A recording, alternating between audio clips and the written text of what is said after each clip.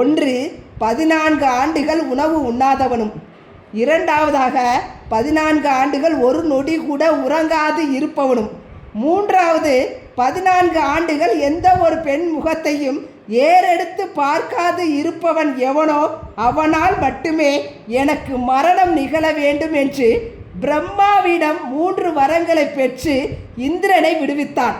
அதனால் மேகநாதனை இந்திரஜித் என்று அழைத்தனர். இப்படிப்பட்ட மேகநாதனை வதம் செய்த லக்ஷ்மணனுக்கே பெருமை சேரும் என்று கூறி முடித்தார்.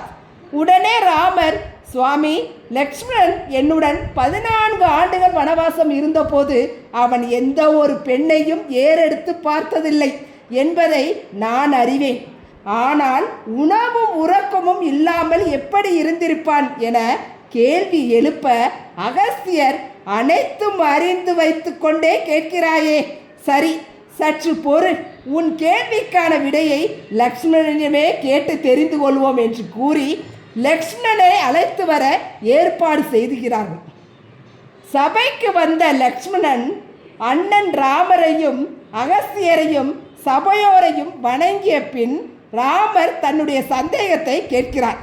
லக்ஷ்மணா, என்னோடு வனவாசம் இருந்தபோது எந்த பெண்ணையும் ஏறெடுத்து பார்க்காமையும் உணவு உண்ணாமையும் உறக்கம் கொள்ளாமையும் இருந்தாய் என அகஸ்தியர் கூறுகிறாரே, எப்படி என சபையோர் முன் நீ விளக்க முடியுமா?